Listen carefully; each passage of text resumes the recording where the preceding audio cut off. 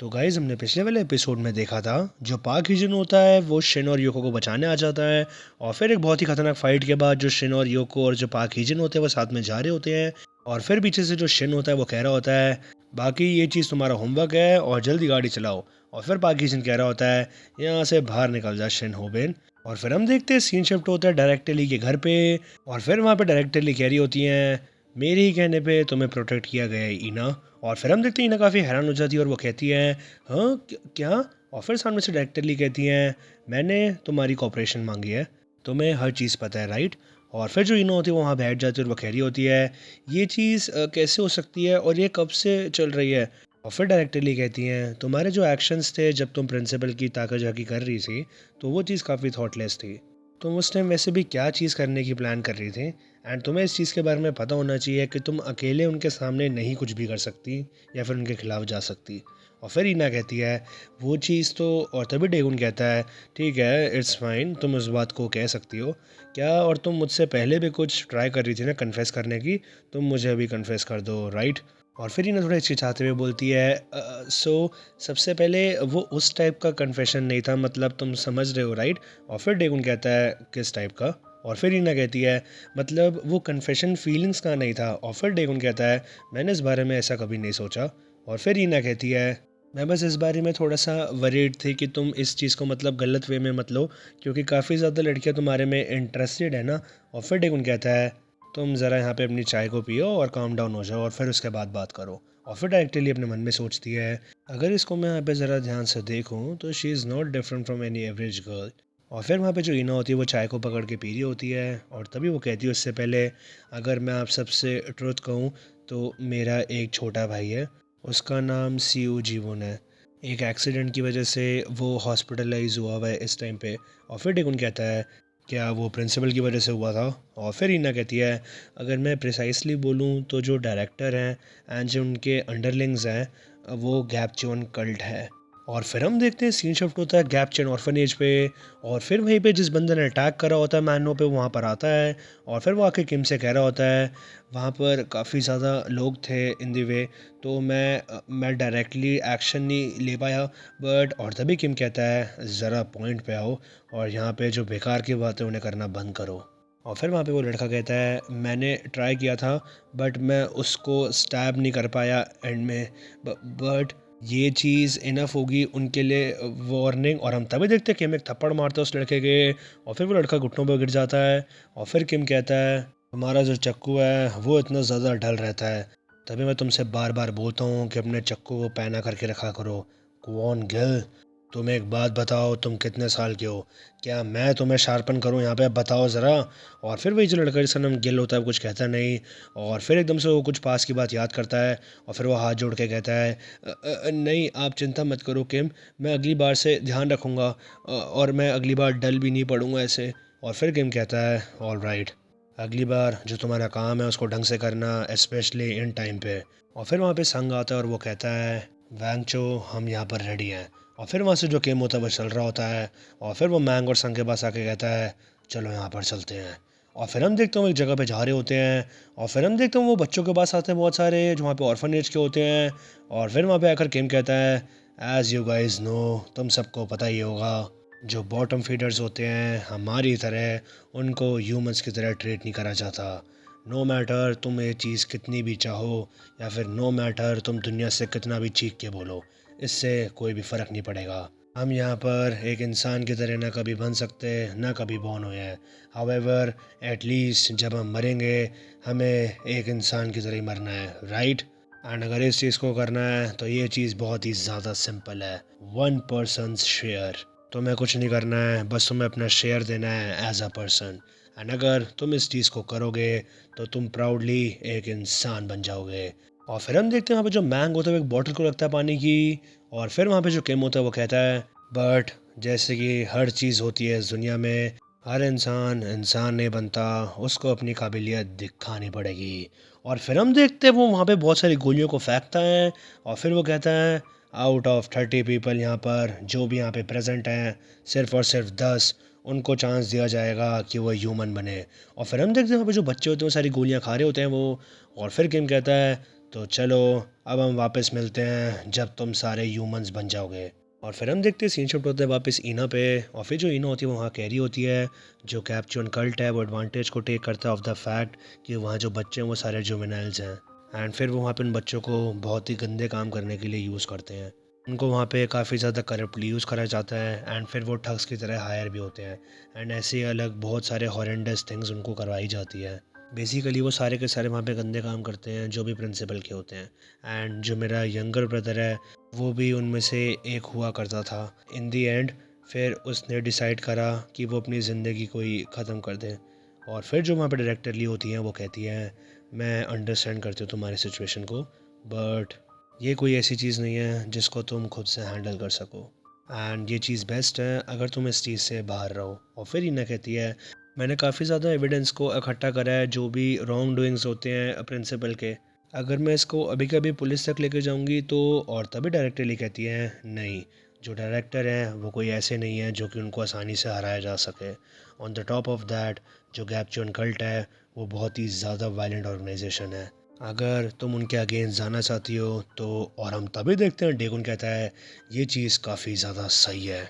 और फिर डायरेक्टरली कहती हैं क्या तुमने अभी जस्ट क्या कहा। और तभी डेगुन कहता है बहुत ही ज़्यादा वायलेंट है हाँ। मैंने कहा ये चीज़ बहुत ज़्यादा सही है। तुम्हें तो ये चीज़ पता ही है नहीं, जो वायलेंस को चीज़ डिफीट कर सकती है वो सिर्फ है उससे ज़्यादा वायलेंस। क्या ये चीज़ हमारा मोटो नहीं था जब तुमने इस प्रोजेक्ट को स्टार्ट किया था। तो इस काम को मैं करूँगा।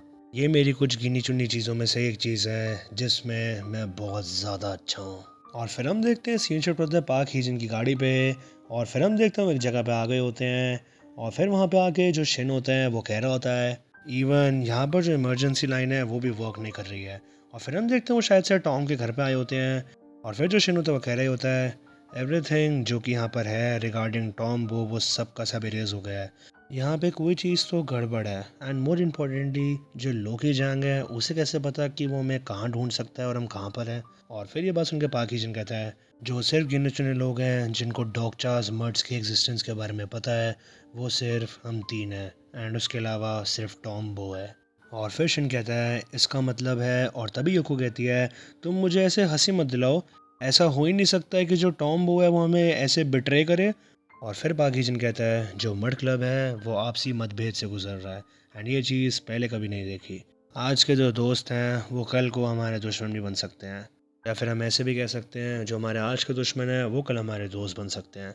जो चीज़ें हैं वो बहुत ही ज़्यादा फास्टली मूव कर रही है। और फिर शिन कहता है तो फिर हमारा प्लान क्या है।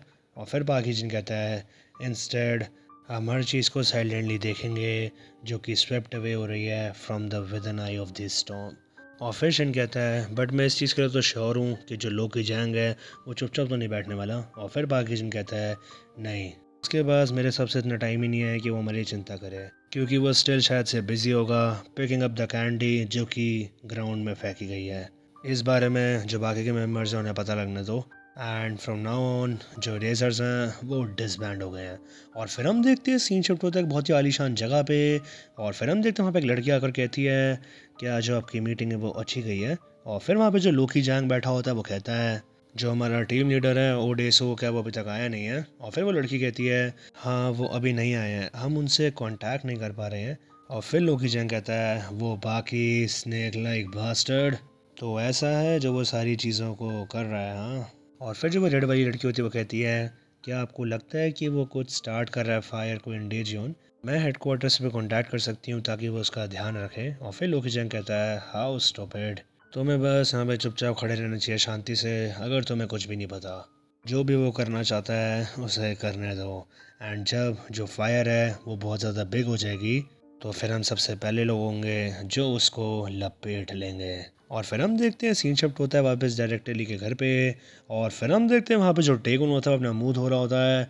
और फिर जो टेगुन होता है वो फ्रेशन अप हो रहा होता है। बट हम तभी देखते हैं वहाँ पे अंदर रीना आ जाती है। और फिर वो उसको देख कर कहती है वाह। और वो तभी कहती है सॉरी।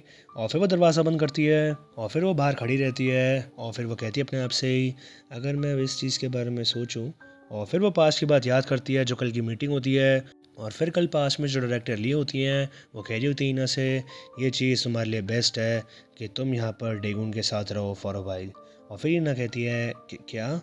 और फिर वो थोड़ा शर्मा रही होती है, वो कह रही होती है बट ऐसे एक मैन और वुमेन साथ में, और तभी डायरेक्टली कहती है मैं भी यहाँ पे तुम लोगों के साथ रहूँगी, कोई चिंता करने वाली बात नहीं है। एंड मुझे ये चीज़ नहीं पता कि तुमने ये चीज़ कैसे सोच ली कि सिर्फ तुम दोनों रहोगे। और फिर हीना कहती है बट स्टिल, और तभी डायरेक्टली कहती है ये ज़्यादा टाइम के लिए नहीं रहेगा, मैं खुद नहीं चाहती कि इस चीज़ को ज़्यादा हम ड्रैग करें। ये चीज़ उतनी इंपॉर्टेंट मेरे लिए है जितनी तुम्हारे लिए है। मैं जानती हूँ कि तुम इस चीज़ को बहुत ही जल्दी ख़त्म करना चाहती हो, बट जो चीज़ें हैं वो स्लोली ही की जाती हैं। एंड ये चीज़ श्योर है कि हम उनको टेक डाउन कर ही लेंगे। और फिर हम देखते हैं तो सीन होता है वापस प्रेजेंट में आता है, और फिर डेकुन कपड़े पहन के बाहर आ जाता है, और फिर वो कहता है तो चलो चलते हैं अगर तुम रेडी हो गई हो। और फिर हीना कहती है हाँ साथ में। और फिर डेकुन कहता है ऑब्वियसली, मेरे को तुम्हें प्रोटेक्ट नहीं करना है क्या? अगर तुम्हारे आसपास कोई डेंजरस सिचुएशन होगी तो फिर। और फिर हीना कहती है मैं काफ़ी ज़्यादा थैंकफुल हूँ, बट देन फिर जो रूमर्स हैं। और फिर डेकुन कहता है कौन से रूमर्स? और फिर हीना कहती है जो स्कूल में सब बच्चे हैं वो ऑलरेडी काफ़ी ज़्यादा तुम्हारी लव लाइफ में इंटरेस्टेड हैं, और काफ़ी लोग हम दोनों को भी एज अ कपल भी समझने लग गए हैं। इवन जो लोग तुम्हारे साथ भी रहते हैं अब वो भी शायद से यही सोचते हैं। और फिर डेकुन इस बारे में सोचता है, और फिर वो कहता है तो ठीक है फिर, जिससे जो सोचना है वो सोचता रहे, अब हम इस बारे में हेल्प नहीं कर सकते, तो चलो साथ में स्कूल चलते हैं। और फिर हम देखते हैं सीन शिफ्ट होता है उस जगह पे जहाँ पे मैनो का भाई रह रहा होता है। और फिर हम देखते हैं वहाँ पे सूजी को जो कि बालकनी में खड़ी होती है, और फिर वो कह रही होती है अपने आप से ही हाँ मुझे काफ़ी ज़्यादा एम्प्टी फील हो रहा है। और फिर वहाँ पे बेग सुयोग आता है, और फिर वो जाकर मैनो के भाई से कहता है क्या तुम बिज़ी हो, थोड़े टाइम के लिए बात करते हैं। और फिर मैनो का भाई कहता है हाँ मुझे भी तुमसे कुछ बात करनी थी किसी बारे में, क्यों ना तुम पहले स्टार्ट करो।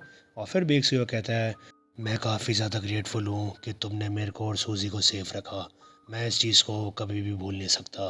हाउएवर जो यहाँ पे सेफ्टी है जो मैं चाहता हूँ वो सिर्फ सूजी के लिए है, एंड मैं ये चाहता हूँ कि वो नॉर्मल लाइफ जिए आराम से विद सेफ्टी। मैं चाहता हूँ कि सूजी एक ऐसी लाइफ को जिए जो कि बाकी किसी बच्चे से डिफरेंट ना हो जो कि उसकी एज के हैं। एंड मैं उसको यहाँ पे बहुत टाइम तक ऐसे लॉक करके नहीं रख सकता जैसे कि प्रिंसेस में होता है ना फेरी टेल। और फिर वहाँ पे मैनू का भाई कहता है जो तुम्हारा प्यार है तो मेरी बहन के लिए वो स्टिल अनवेवरिंग है।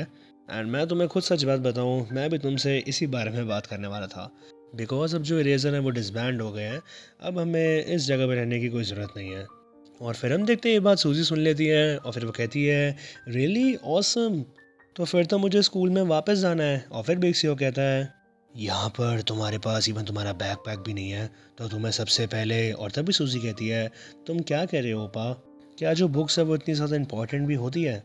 हमारे अंदर चाहत होनी चाहिए पढ़ने की, एंड वो बहुत ज़्यादा इंपॉर्टेंट है।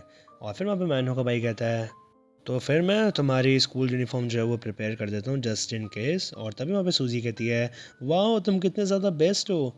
और फिर मैनू का भाई अपने मन में सोचता है क्या जो सूजी है वो इतना पढ़ना एंजॉय करती है। और फिर वो कहता है तो ठीक है फिर मैं तुम्हें वहाँ ले चलता हूँ। और फिर हम देखते हैं अब सीन शिफ्ट होता है सुनजिन के घर पे।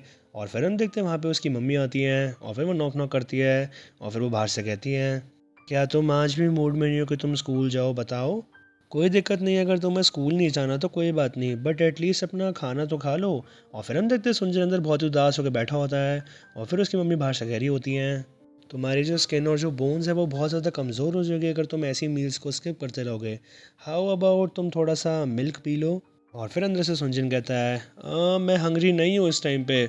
और फिर उसकी मम्मा कहती है देन व्हाट अबाउट। और तभी अंदर से सुंजन कहता है गॉश मैं अभी बहुत ज़्यादा बैड मूड में हूँ, तो मुझसे बात करना बंद कर दो। और फिर हम देखते हैं वो एकदम से वहाँ रोने लग जाता है, और फिर वो कह रहा होता है सूजी तुम इस टाइम पे क्या कर रहे हो, तुमने इवन मुझसे एक बार भी कांटेक्ट नहीं करा है। और फिर हम देखते हैं वहाँ पे एकदम से उसके पास सुयो का फ़ोन आता है, और फिर वो उसको देख के बहुत खुश हो जाता है।